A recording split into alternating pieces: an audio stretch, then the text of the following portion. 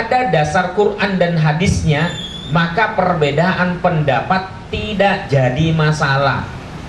Imam madhab itu kedewasannya begitu, dan mudah-mudahan karakter 4 imam madhab itu juga bisa kita serap, ya.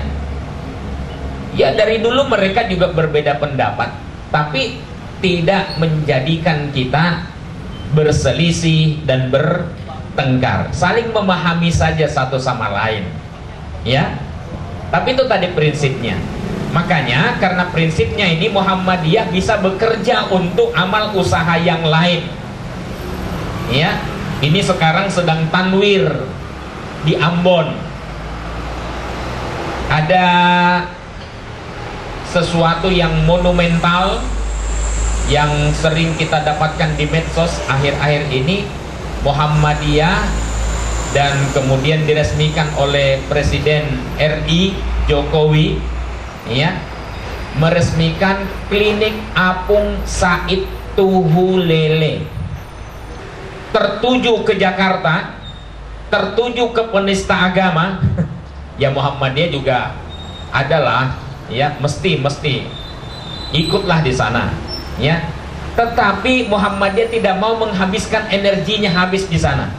Jangan-jangan kita juga dipancing-pancing, ya, supaya habis energi kita, kemudian melupakan untuk membangun peradaban kita, melupakan untuk peduli dengan orang-orang, ya, pinggiran yang tidak mendapat perhatian di bidang kesehatan. Ini ada Pak Direktur ini, luar biasa ini, ya, Ustadz Dr. Hasan Bayuni, Ustadz juga ini. Ya, klinik apung Said Tuhulele. Beliau adalah ketua Majelis Pemberdayaan Masyarakat Muhammadiyah, melayani non muslim di daerah Toraja, di daerah Ambon. Tidak ada masalah, karena dia tetap manusia. Kalau sakit kita obatin, tidak tanya agamanya apa, ya, tidak tanya agamanya apa. Dia bilang Muhammadiyah for all, Muhammadiyah untuk semua, ya.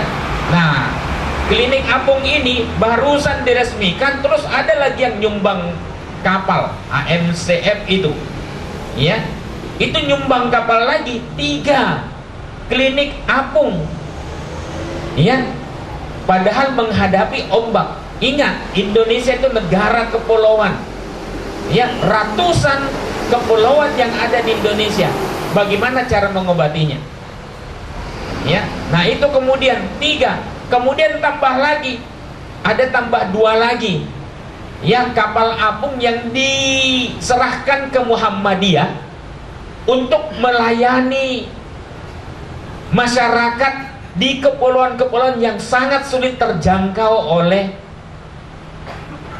ya, oleh sarana kesehatan, ya, rumah sakit kan sulit, makanya dokternya kita kirim ke sana, ya. Muhammadiyah banyak dokter, ya, punya universitas, punya fakultas kedokteran. Universitas Muhammadiyah Yogyakarta, Universitas Muhammadiyah Surakarta, Malang, Jakarta, itu semua ada fakultas kedokterannya. Untuk apa? Melayani umat, ya. Apa motivasinya? Untuk ibadah, ya, beribadah kepada Allah sambil berdakwah. Itu pengaruhnya dari mana? Dari sholat, ya. Dia hanya ingin berbisnis dengan Allah. Ya ayyuhalladzina amanu hal adullukum ala tijaratin tunjikum min adzabin alim. Hai orang-orang yang beriman, maukah aku tunjukkan sebuah bisnis? Bisnis. Kalau kita ditawarkan oleh Allah, mau nggak saya tunjukkan sebuah bisnis? Bagi orang yang beriman, pasti mengatakan mau dong, ya, dengan antusias mau.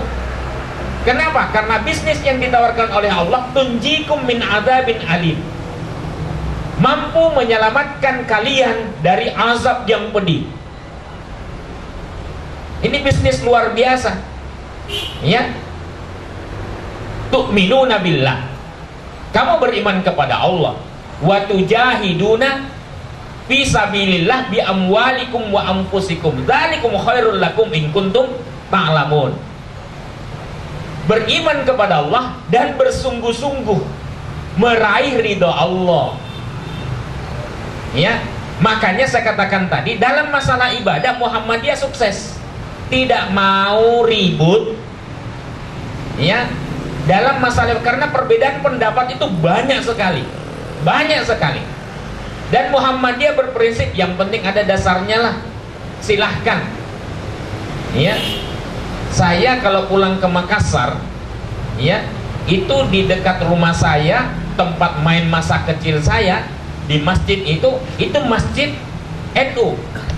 Di sana biasa kunut. Ya saya ya sholatnya di sana sampai sekarang kalau saya pulang ke Makassar. Tidak ada masalah.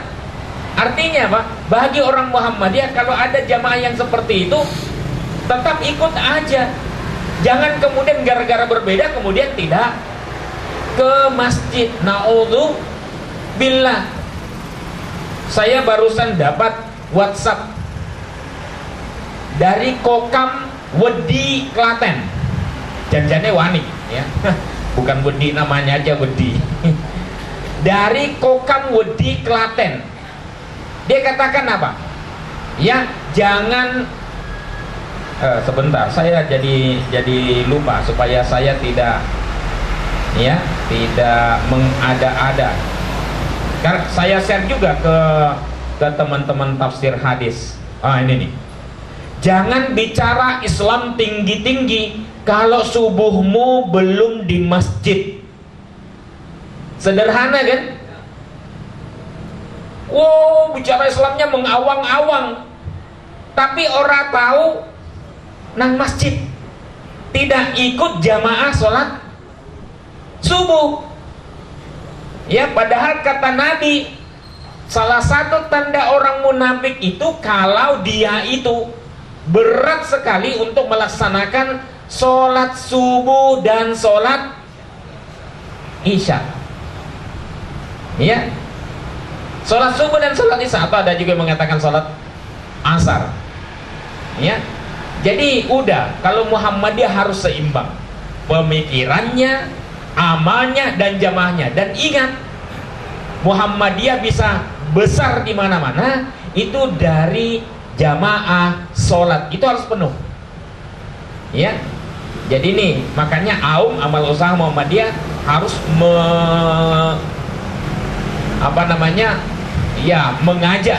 mengajak pegawainya untuk rajin sholat berjamaah. Doa sholat jenazah hafal semua ya. Apa yang Bapak Ibu biasa hafalkan pada saat takbir ketiga atau takbir kedua? Allahumma ghafir lahu warhamhu wa'afihi wa'fu anhu. Lanjutnya apa? Ya, wa akrim nuzulahu wa wasi' madakhalahu atau mudakhalahu wa gasilhu bil ma'i was salji wal barat. Oke, lanjutnya ya. Tapi saya mau tanya, tadi ada cukup banyak di antara kita ketika membaca doa sholat jenazah itu yang dibaca Allahumma ghafir lahu warhamhu wa'afi wa'fu anhu. Terus saya bilang lanjutnya do meneng. Ya, Bapak Ibu, saya mau sampaikan doa sholat jenazah yang sebagian besar dihafalkan oleh masyarakat Muslim Indonesia rata-rata hanya sampai wa'afihi wa'fu anhu.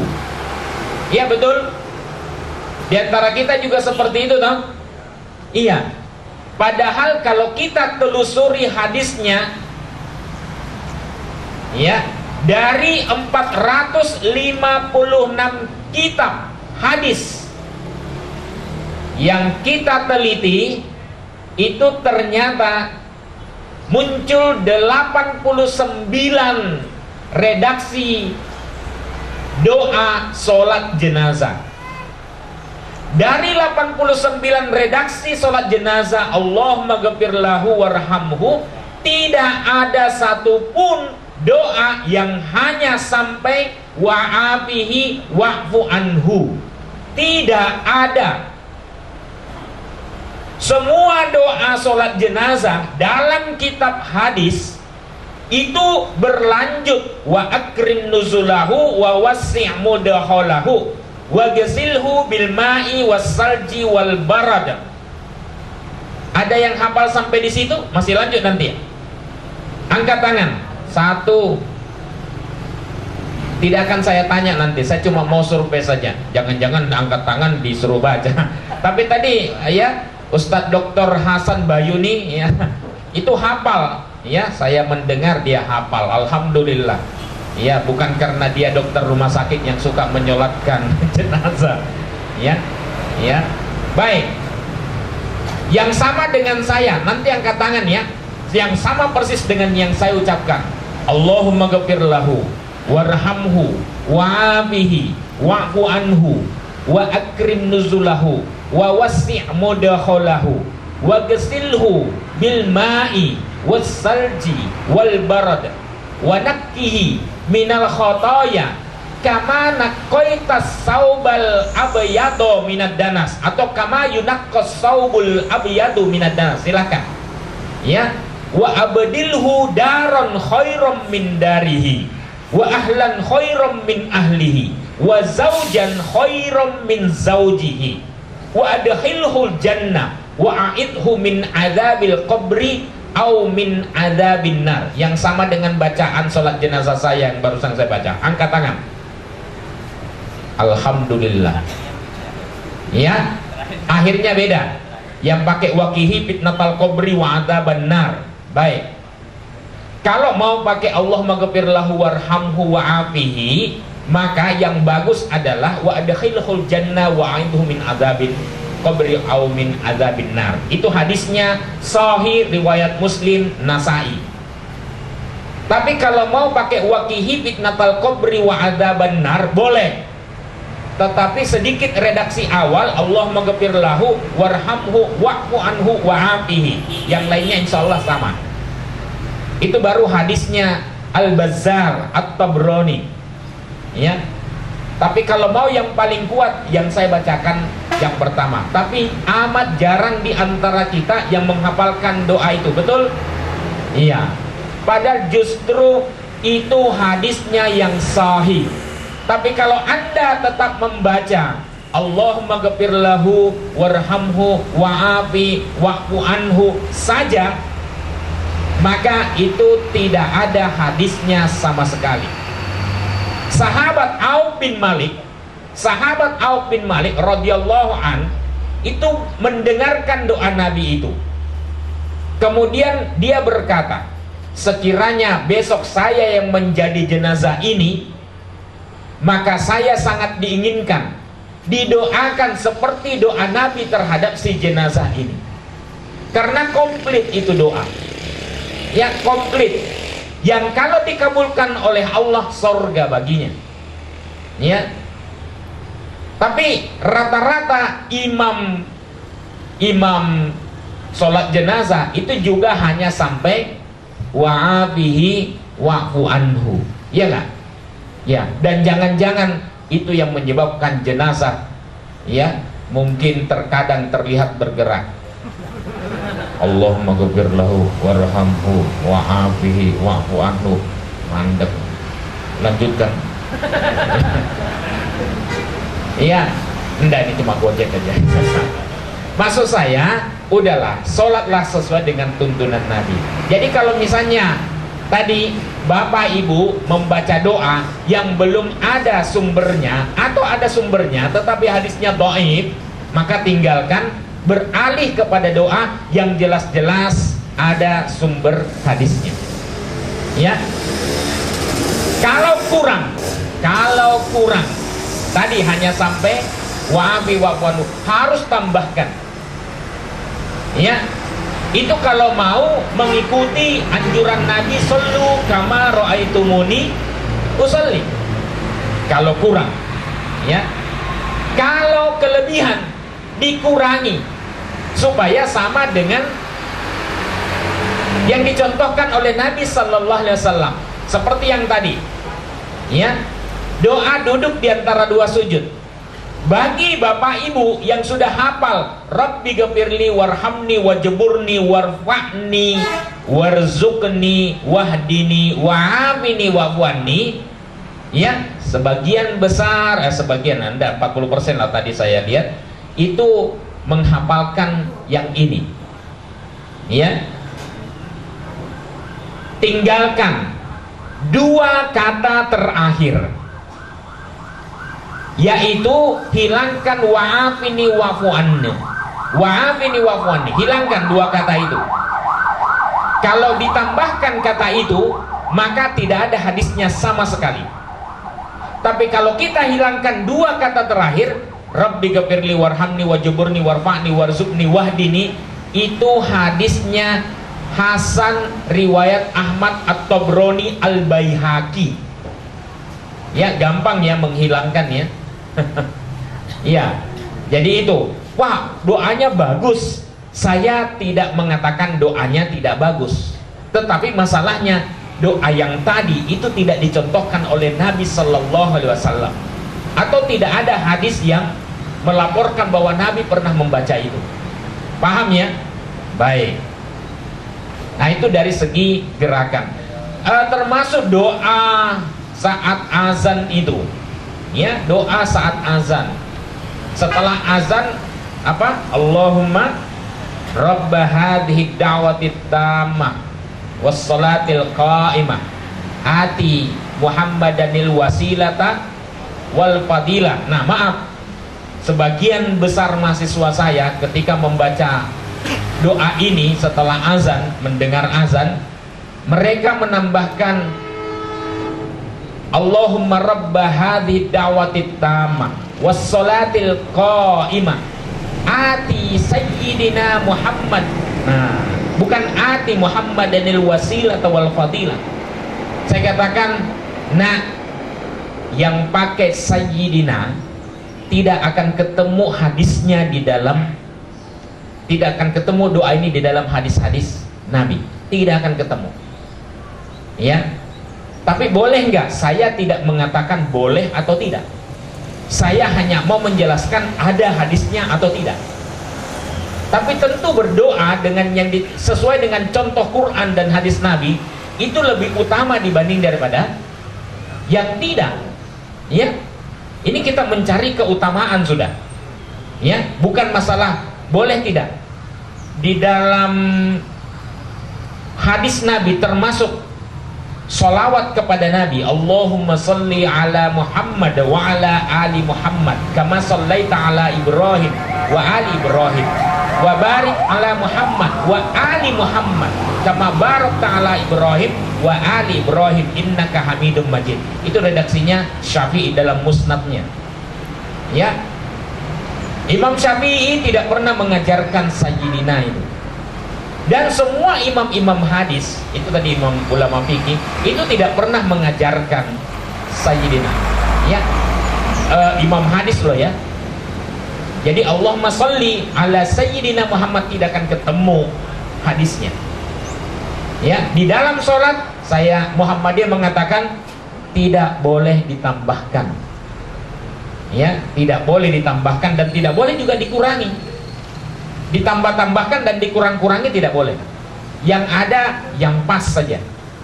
Ya, minimal sholawat saya lihat redaksi yang paling singkat itu Allahumma sholli ala Muhammad wa ala ali Muhammad. Itu saja. Itu yang paling singkat. Tapi dari belasan atau misalnya kita telusuri di seluruh kitab hadis, ya, dari puluhan redaksi lafal sholawat tidak ada satupun yang pakai sayyidina. Tapi apakah boleh? Saya katakan boleh, asal di luar bacaan sholat. Loh, kok boleh di luar? Ya, coba Anda baca himpunan putusan Tarjih Muhammadiyah.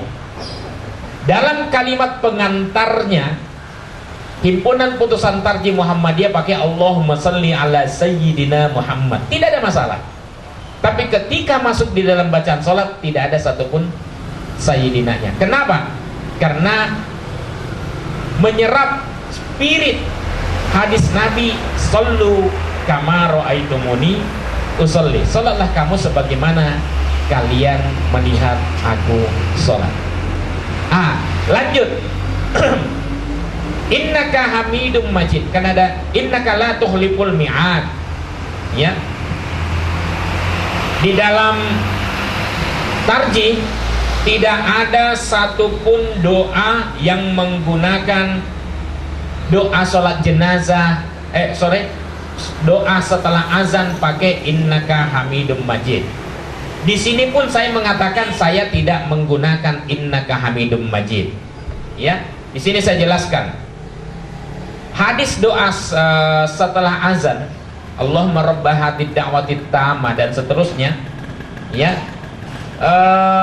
itu dikatakan di sini tidak ada satupun hadis yang menyebutkan lafal tambahan sayyidina di awal kata Muhammad.